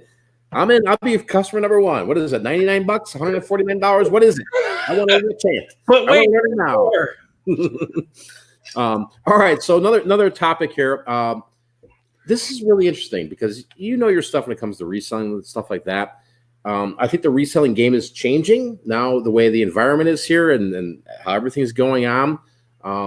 YouTube's been a great tool, I think, for a lot of people to learn about reselling, and Facebook is another great tool there. But I think what's important is there's a lot of new people coming into play with this reselling game, and it's a constant flow. People come in, people leave. Yeah, we're seeing numbers come through right now that are truly frightening to me in terms of unemployment numbers. Yeah. Okay.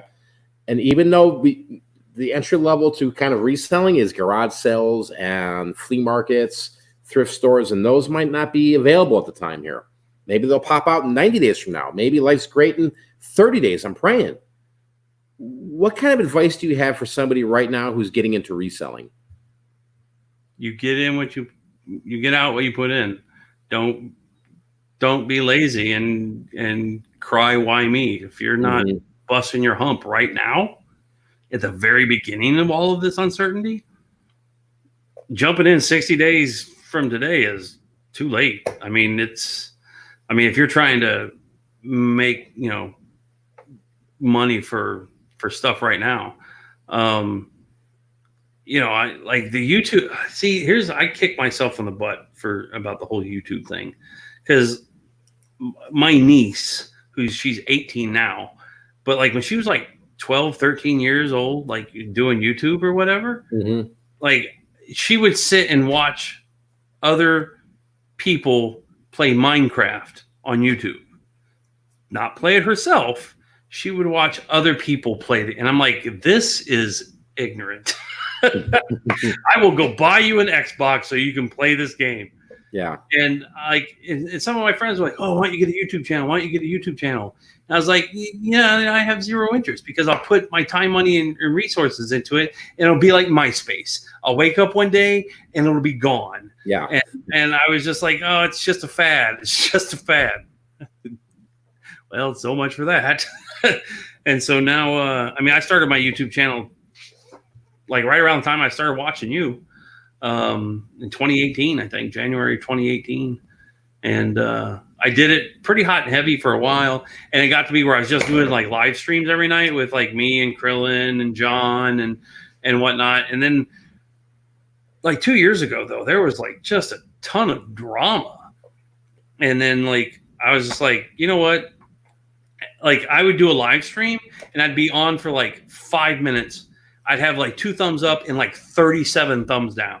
Yeah. And I was just like, what have I done to infuriate people? Why do people hate me? And like I internalized that, and it kind of bummed me out for the longest time. And I was like, you know what? I don't need that kind of negativity in my life. And so I stepped away for about a year, and then in December, I decided to go full-time reselling.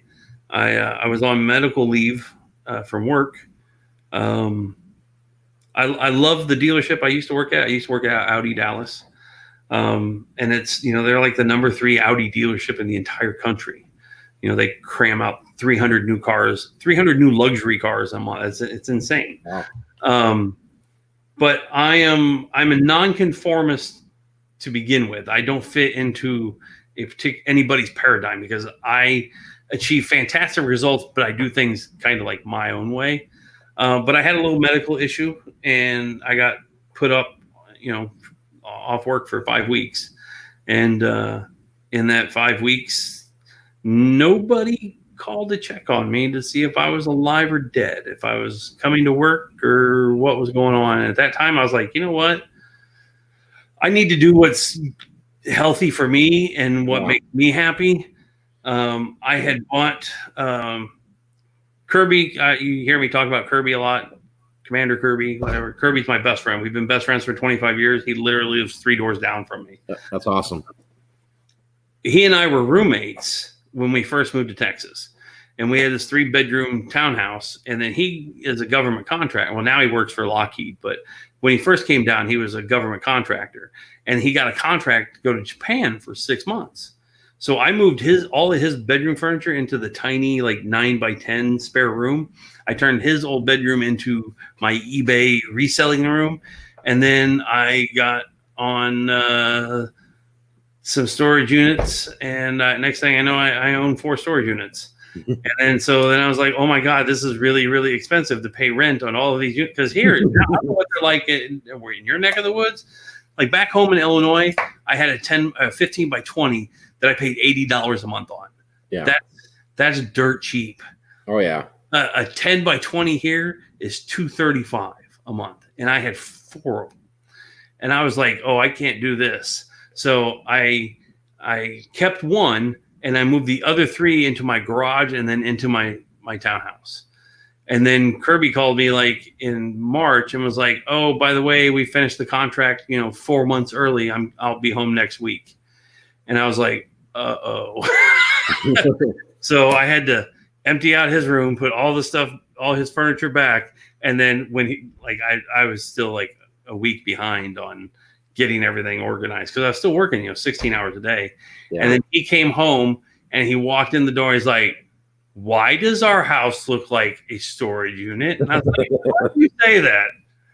And then I've had plenty of stuff to sell. And then I had 2 units of inventory when Bob and I went into business together. We've bought 5 units since then. My goal is to buy at least a unit a week, but that's kind of been put on hold now that we had to close our doors 9 days after we opened. So it's rough. Yeah, I mean, we were on a roll for a long time, and I haven't been releasing many videos on YouTube here of like the storage auction stuff that we've been getting. Yeah, I wanted to kind of compile them to like one video, right, from A to Z, And we had goals of like, really simple goals. Like, I mean, we live in the middle of the desert here between Phoenix and Tucson. So there's, in this general area within a 30-mile radius, auctions only come around, I think it's every 60 or 90 days. So every other place where the action's at, we got to travel, which is not a big deal, but we were focusing on doing like 3 to 5 units every 2 weeks, Yeah. Then it was just really becoming like 1 unit because you bought a 10 by 30. And I'm like, what am I going to do with all this stuff? Right. Because Jack Matt says here, he bought 5 units in 2 weeks and my wife was going to divorce me. And that's how Kim is. Like, I told her last night because she was sleeping. I said, Kim, you got to stay up for this auction. She goes, I'm tired. I said, okay. I said, well, don't freak out in the morning. So she wakes up in the morning, I'm drinking my coffee. I said, I just bought 14 units. I should have been video recording this, dude, because her mouth looked like she was going to. She was looking at me like she thought I was serious, and I was obviously joking around because I only got the 1 unit. But just the look on her face, man, I was like, oh man, if I can go back in time and record this, it was priceless. I am always a prankster, always, and I absolutely love messing with Bob all the time. I'll be, I'll come in, I'll be like, hey, I just bought like 6 units last night on Storage Treasures. And he'll be like, dude, are you serious? We have a warehouse full of stuff already. And I'll just start laughing. Yeah. I think it's the beauty of it because we get so much stuff. Like, it's like, this is insane, and it's just, we're at a point now. I mean, we can't do flea markets. I mean, I've seen people on the side of the road out here, but honestly, I can't do it. I need to address something here. William Pargo asked, how much do car salespeople make? My son wants to sell cars. William Pargo, you should just take a hot poker and stick him in your son's eyeballs. The money can be good if you're in a luxury dealership. If you're in a domestic dealership, you're going to make 40 to 50 grand if he's lucky the first year, and he's going to work probably 75 hours a week, and he will never have a weekend off. He will hate life. I would rather run my baby maker through a meat grinder than ever sell cars again. Hopefully that wasn't too. Well, you've definitely discouraged him from. Oh man, like Bob was same stuff. Yeah. All right, so guys, we want to kind of open this up right now. Anybody have any questions for Deldon? Leave them in here. We're going to get to them. I've got a question here, and it's not reselling related. I just wrote some things down. I just think it'd be interesting to hear. So it's going to be kind of like a rapid fire Q&A with you real quick, right? Jonathan Alfaro did ask me, he says, do I want to mention what I'm going to do when I hit 1,000 subscribers? If you don't mind, yes, I will. We did a silver at 600. I gave away a U.S. Silver Eagle when we hit 600 subs to Mississippi Pickers. We picked somebody randomly who had left a comment on a video. That very day, I decided that we were going to skip silver at 700, 800, and 900, and we were just going to go ahead and give a gold coin away at as soon as we hit 1,000. I made a video a couple weeks ago. You have to subscribe to the channel, and you have to leave a comment on that video where it says 1,000 subscriber gold coin giveaway. It is a real, authentic U.S. minted gold coin. What is the value of that? That's worth money. That's a lot of money. It's worth a couple $100. It's a big. It's an 1853 $1 gold coin. So it's not that it's size of a dime, but it's almost 200 years old, and it's absolutely, they don't make them anymore, and it's stunning, and it's free, and it's gold. Cool. And also, we decided that we would also go ahead and give away more. But wait, there's more. But wait, there's more. So we're also going to give away another U.S. Silver Eagle for the first runner-up, and then probably maybe a Morgan or Peace dollar for second runner-up, and then a silver $50 of some antiquity for third runner-up. So we'll still give coins away for 7, 8, 9, but they're all going to be on that video as soon as we hit 1,000. So we are, let me look.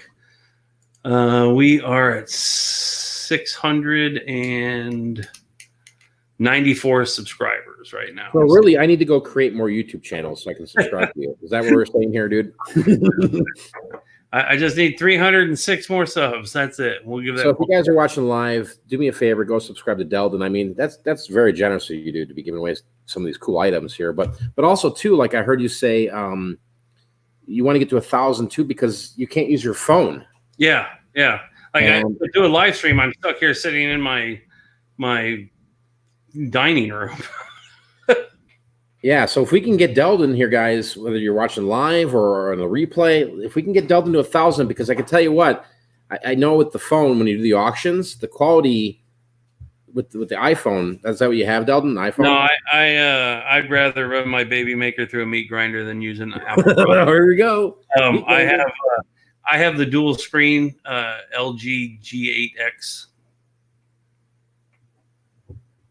Nice. Yeah. So but either way, we can get that where, you know, when you're doing these live auctions at 1,000, he can use his phone and it could be another source of a camera angle or maybe better quality than what you have going on, you know. Here's a question here from Dylan. He says, do you invest for long-term also, stocks, compound interest, etc.? I don't. I invest in long-term in the form of gold and silver bullion.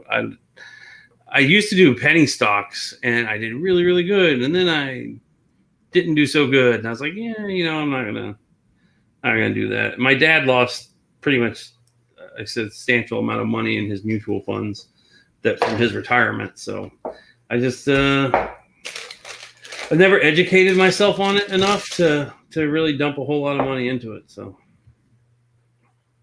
nice. And then Wally says here, can you link your eBay, Facebook, Twitter, all that social media craziness? We'll do that after the video for Deldon there. But right now, if you're interested, you can go and there should be in the description somewhere down below. And I've got his link there. You can just go and subscribe. Looks like antique to sub. So that's good news. All right, rapid fire, dude. This is what I've been waiting for all night. Are you ready, dude? I'm ready. Favorite food? Barbecue. Okay. All right. I like that too. That's my answer. All right. What kind of, if you had to pick a beverage, is it whether it's liqueur or a tea? What is it? A 9-pound hammer. The 9-pound hammer. What is that? It's a drink I concocted. Okay. It's Uncle Val's Botanical Gin, pineapple juice, a twist of lime, and 3 jalapeno stuffed olives, and a splash of tonic water.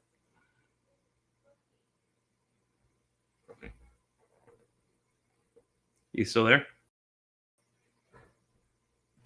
Sorry. Yeah. So that sounds really good, dude. Is that something you invented? It's amazing. It's absolutely amazing. Yeah. I just messed around. You know, I owned a restaurant at one point and was messing around in the bar. And so it used to be called an Uncle Tikey because that was the name of my restaurants was Uncle Tikey's. Mm-hmm. That was my nickname. And then, if I'm just out and I'm not drinking, I don't really drink alcohol that much anyway. It's generally an Arnold Palmer. Nice. What's your favorite band or group or maybe a musician? My music. We talked about this the other night. My musical taste is like Red Dirt Outlaw Country or 90s hip hop. Yeah. If you had to pick one, what would it be? Oh man. Probably in neither of those two categories. I would. Oh man, it's a toss up between Bare Naked Ladies or of Monsters and Men. I can listen to and Jamie Johnson. I can listen to their CDs on repeat over and over and over again. Nice. And do you collect anything? Is there? I mean, maybe silver, gold, coins. Maybe it's Audis. I don't know. Coins, watches. Yeah, coins and watches. Nice. Two things. I only have one Audi, so I can't really say I collect Audis. Wally says Lawrence Welk would be their choice there. Deldon Williams says this. Deldon, you're a true entrepreneur. You did everything. I have. Yeah, you were talking Did you say you owned a food truck, or you were messing with a food truck? There was So, something yeah, one night you were talking kind of briefly about. In 2000, well, I used to do travel and do the KCBS barbecue circuits. And then so I started with a food truck where I rented $900 a month in Springfield, Illinois. I bought a concession trailer that had a 300-gallon rotisserie smoker on the back end for $900 a month. Family Video on South 6th Street in Springfield, Illinois, let me rent a corner of their parking lot. Oh, wow. And so I started taking my championship barbecue and selling it to the masses. And then I opened a restaurant. And then 3 months after I opened my first restaurant, I opened my second one. 4 months after that, I opened my third one. And then I got divorced later on in life and lost them all. So that's the short story. That's the ending, because everybody's going to go, well, dude, how did you go from 3 restaurants to and a catering company? Yeah, life works crazy ways. Was it barbecue related, the restaurant? Yeah, Uncle Tykie's Prairie Fire Smokehouse. Nice. So if there's 58 people watching live here tonight, guys, if things start changing pretty soon, Texas isn't that far away of a drive, Cam, right? Can I put a link in the chat? Is that possible? Yeah, I mean, maybe you can't. I don't know. You should be able to. I'll tell you, whatever place that I went to when I was in Texas was. Kim's got the thumbs up for Texas BBQ, but for all of us here tonight, barbecue is hot garbage, in my opinion. I'm a Kansas style barbecue person. Deldon says no, stay away from that. But what I was getting to is that if stuff starts hitting the fan here, and we start doing some of these live YouTube videos, and then we all decide, you know what, dude, all right, enough's enough. Deldon, we're all throwing money in here, whether we got to slaughter cows or whatever we got to do to get you this meat and barbecue, right? We got to have this on because, dude, that sounds. I'm a barbecue aficionado, honestly. Yeah. So that would be neat to like have you being like the ringleader behind the grill. Actually, yeah. And then all those are coming up with plates going, feed me. Give me the BBQ. Feed me, Seymour. Let's see. I also had a. Thanks, Max Gary. Thanks for jumping in live here with us tonight. Go out there, be great, and be safe. Go ahead, Deldon. Sorry. So I also had a pizza oven in my one barbecue restaurant in Athens, Illinois. And let's see. Oh, I think I got to be a moderator to. Oh, is there something you could send me, or how do I add you as a moderator? Oh, here I'll put it in our private chat here in StreamYard. Okay. And see if. There it is. Let's see. Does that show up? You want me to post this in there? Yeah. So that's a food critic, pizza guy came in when I had that was in 2009, 2010, I think. Came in, and at the time he said he told me that my pizza was the third best pizza he had ever had up to that point or whatever in his life, and I was like, that's pretty awesome. Oh wow, that's really so cool. He put that, he had a pizza blog or whatever, so that was the article he did on my joint. That's awesome, dude. All right, so we've been chilling here for almost 2 hours, Deldon. Sweet. I'm going to kind of give you the final word here. Oh, we're going to wrap up? Hell, I'm used to like 4-hour live streams. Yeah, no, I mean, this is I'm getting back to the norm here, right? Like, so this has been fun tonight doing it. I haven't done one of these in I don't know how long, and I'm really honored to have you be a part of this, and honored that a lot of you guys are here watching live, and then a lot of you guys on the replay. But just kind of a final word of like, you know, because I really want to get you to 1,000 subscribers. I want to get you there, and I want somebody to win a gold coin and all these change and everything. But also, I know times ahead of us are going to be really. There's going to be a struggle for a lot of people when it comes to the reselling aspect of it, and then just in life in general. And I think you're a really good guy. You make great videos, and I think your knowledge and the entertainment, the fun aspect of it, the auctions, is just another great way to spend some time online with people. So I'm going to let you have the final word here, guys, and then we'll probably see you sometime soon. Well, I appreciate you honoring me by like the last person you did this for was Craigslist Hunter. So and you know, I've told you several times, Mike, when I first started getting back into reselling, and started I would sit and list and stuff on eBay late into the night, and I had my TV on, and I was just like, I wonder if there's anybody on YouTube that does eBay and storage units. So I literally put eBay storage unit, and like globalvoodoo was the first one to pop up. This knucklehead showed up, and you were wearing a Cubs hat. I'm like, oh, he's wearing a Cubs hat. He's got to be good people. And so I would literally just watch you on binge for hours, for weeks. I think I've seen every single one of your episodes that you had at that point. It's like 212 episodes or whatever. Like up to that point, I finished them all in like a month. And so I started watching you and Pete, Craigslist Hunter, and then I started watching Lonnie and John and just everybody else. And it just, I dipped my toe in. I created my own channel, and like if you go back and you look at my videos, like the first few videos I did are just like not even like reseller related. They're like me like cussing at people for like parking their car next. I think I park in the Walmart parking lot, like 300 yards away, and no other parking spaces, cars in it, and somebody parked right next to me. Or I did some comical videos, or I'd make fun of Kirby. I ordered Kirby a birthday cake when he was in the hospital for his birthday one year. I called Kroger and ordered a birthday cake. It said, "Happy birthday, Kirby. I'm sorry the Thai lady boy made you sick." Oh, boy. I mean, I was just all over the place. But then I started actually jumping in on live streams and commenting, and then I got invited in to share camera time. And then, well, I'm a social media whore, so I love when the attention's on me, I guess. So. So I'm really excited to see your journey with the whole YouTube. I'm kind of like the old man here, like, all right, got to end the party a little early here tonight with Deldon, but I wanted to do it in that 2-hour gap because I know some people digest videos differently, and sometimes people look at a 4-hour video like they don't have time for that. But I know that they're here live and having an amazing time in the chat here. There hasn't been any issues with that, so maybe. Hey, right, dude, Deldon, maybe there's a live show in our future, dude. Me and you, and maybe some other people jump on. And I would totally, I would love for you to kick the reseller roundtable back up. Like 3 or 4 of us or whatever, regular people. That would be fantastic. That would be fun.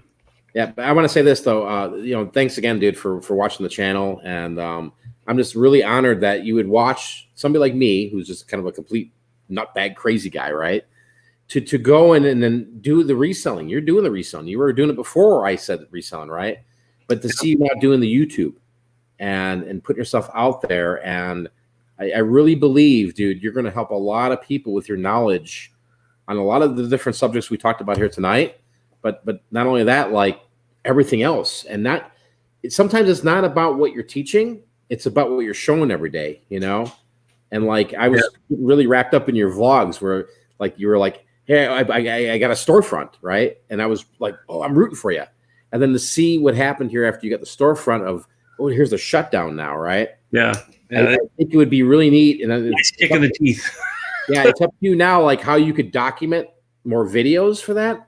But I know that you're a fighter, you're a winner, and you've been successful at so many things in entrepreneurial that you're going to come ahead of this. A lot of us are going to come ahead of all this, what's happening here. So yeah. So I look forward to your videos, dude. Well, I appreciate it, and I love yours as well. You need to do some more as well. Yeah, we've got some stuff coming, dude. It's I think a lot of us though that have started doing the auctions, like I see those of us who do the auctions. I guess with the exception of Jack, like I've cut down on my daily vlog posting or whatever just because I'm preparing for the auction. Yeah, it's work. but Jack seems to have somehow mastered all angles. Kim's jumping in. I love Kim. Hi. Oh, he's even giving up the throne. Oh my Wow. God. You can close it out with Deldon. So ask him questions. He just did the live chant, and yeah, I'm still working on my chant. Right on. I'm in the shower chanting. It's like, what the hell are you doing? I noticed on your auction the other night that you started. It seemed like you were trying to do a little bit of a chant. I did notice that. I was trying. I can't get the, like, when it's a 30 or 40, I can't figure out how to make that happen. So when I was in auction school, when anything that starts with the letter T, yeah, the way I visualize it is bouncing your tongue off the back of your teeth. Oh yeah, like you're doing the. Yeah, that's how I visualize it. But like but when I do like a real life auction versus like the online auction kills me, because I mean it doesn't kill me, but it's like I'm gonna go on a little chant here and then I'm gonna stop and wait 45 seconds for the people to actually see it. So it's real time. So I could do so much more if it was actually real time. All right, see, we're gonna have to get in a hangout, and you're gonna have to teach me how to do it so I can, I can be prepared. I told him I pay him money for the class. And other people said it in the chat too. Yeah, I wanna be able to. I've actually always wanted to be able to do it. I thought it'd be cool, but it'd be so much easier if people were like standing in front of me, and I could be like you know, instead of like, let me wait. On my very first like YouTube channel I ever had, when it was just like I posted a couple of karaoke videos or whatever several years ago. There is video of my very first, like day 3 of auctioneer school. They take you to an auction barn and of a guy who had graduated from the Missouri Auction School, and they have like an auction every Wednesday. And every Wednesday, twice a year, when auction school is going on, they let all the guys come in, all the guys and gals who are in auction school get up and auction off like 2 or 3 items. My very first auction I ever did in front of a real buying crowd is on YouTube. And like I sold a lamp for like $46, and I was so like frozen and like not wanting to like get out of my comfort zone. I went to $46, $1 at a time. Normally when I hit 5, I go 7.5, 10, 12.5, 15, 20, 25, 30, 35, 40, 45. No, we went to $46, $1 at a time. So, but I always try to add a little levity. You know, I like to make people smile, make people laugh. I'm the fat funny guy, so that's what I've always been known for. So if I can make somebody smile and laugh, then that's good. I've done my job. Well, exactly. I'm a teacher and we're entertainers, if nothing else. So with a little bit of content in there. So it's hard to keep a classroom of 30, 10-year-olds entertained if you're not up there like the dancing monkey half the time. I could not educate children. Due to so many bad parents, I would be in jail. Yeah, sometimes I one night maybe we'll do some stories from the classroom, and because boy, Mike can't believe some of the things I come home with sometimes. And it's all true. I'm like, dude, I can't make this up. Like, seriously. It's your call to read the book. To be the auctioneer? No, to make the teacher book? The teacher book of the craziness. That would be something like, just for people that look at that and go, oh my God, no way. Yeah. So, all right. Anyway. Final word, Deldon. What do you got to say to the people that watch the Global Voodoo channel here live? And we're going to end it with you, dude. Again, it's been a privilege to have you on here. A privilege to have all of you guys watching live and on the replay. And we're going to have Deldon with the final words. All right. I just want to, again, I would thank you guys for giving me the platform to get up here and talk with you guys. For those that are out there that are reselling or thinking about it, you got to commit. You got to absolutely put everything you have into it to be a success. Otherwise, you can't whine and complain if you fall short. But with prayer and some good guidance and a positive attitude. Positive attitude goes everywhere. Like I close out all my videos telling people, to share their smile freely with everybody they come across.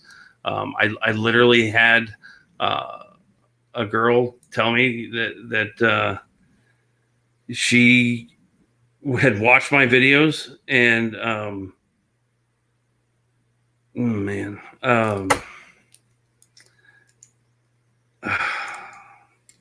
she and her husband had lost a child, and she literally was hour away from suck starting to 12 gauge, and she had happened across one of my videos, and my thing where I tell people to share their smile freely without reservation. Everybody come across, your smile could be the only bit of sunshine in somebody's day. She said that absolutely hit home with her, and oh man. So yeah, so just share some positive energy out there in the world. Yeah, it's true, isn't it? You just never know what. Everybody needs something, you guys. think that you're just one little tiny person here sitting in the living room or kitchen or whatever, and you have no idea. We've learned that over the years. You have no idea. You have no idea what other people's struggles are. People put on a smile and a fake front or whatever, and they try and get through their day, and literally some sincerity and just some pleasantry can go all the distance. I mean, it could absolutely change the outcome of this girl had 2 other kids and a husband, and she was literally going to take her dad's shotgun and end her life. And her just happening upon the episode or whatever, when I started doing that, it made her stop and think, and it changed the outcome of her husband and her 2 surviving kids' lives. That's the power of YouTube and social media. Mm-hmm. Like, you know, once you start getting a following and people start watching, you know, it kind of takes on its own life. You know, and for the good and the bad. You know, it really does. Know. And it's the one thing we like to look at is it's got to be fun for us, but also, you know, we understand that people want more videos and this is that, and it's difficult times, you know, because, you know, it's hard sometimes. It takes over. You can let it take over your life, and we have several times let it take over our lives. And I've never looked at myself or ourselves as actors or like entertainment, you know. So no, this is us, the good, the bad, the ugly. Yeah. So anyway, with that being said, but with that being said, guys, I mean, you know, we live in uncertain times right now, and just remember, if you have faith in yourself, you're going to get through all this. No, there's no denying it. Okay. Yep. You just have to be safe and smart. Stay in the house. If you need to go out and run and do things, you got to do things, right? You got to do what you got to do. But don't, you know, just be really smart here, because I'm scared.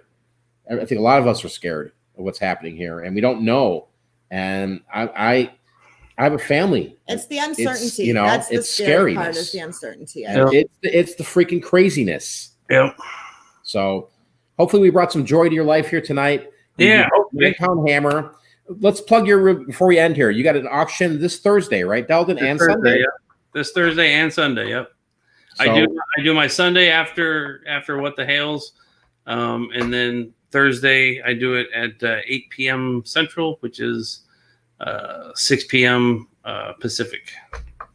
Awesome. And he's had some amazing things. We've been watching on the big screen. Yeah, we watch it. And we've won some items from Deldon. Oh, I got some phenomenal stuff coming up this Thursday. But you know, it was just to plug our buddy Jack at Locker Nuts. Last night he had a lot of 3 Harley Davidson diecast motorcycles or whatever that went for like $90 or whatnot. And Bob called me this morning. He's like, "Hey, we have 11 of those in the shop." So, wow, all right. So Bob actually snuck out to the shop today to get a few shipping supplies for me, and he brought those 11 diecast Harley motorcycles. Nice. So, sounds like fun. I'm in. Hopefully, I don't get 400 people though in my auction like he does, but hopefully we'll take some time. You know, guys. Again, just if you can subscribe to the 9-Pound Hammer. It's worth the sub, in my opinion, no doubt. He's a great guy. He's fun to watch. The auctions, there's amazing things. There's wheels, deals, and steals. Absolutely. Right? Absolutely. And with that being said, let's try to get I'm one step away from 700. Yeah, let's try to get Delton to 1,000, guys. This is the mission here in the next 2 weeks. So if I wake up tomorrow or the next day and look and go, we're not even there yet. I mean, maybe we'll have Delton back. Another conversation on a Tuesday, you know? Hey, I will hang out with you guys any day of the week. And that's the joy of what we do, is we do what we want when we want. Yeah. That's right. Yeah. All right, guys. So guess we're gonna end it, right? Till next time. So next time, we're out of here. Peace. Deldon. Dog. Over. Good night, everybody. Good night.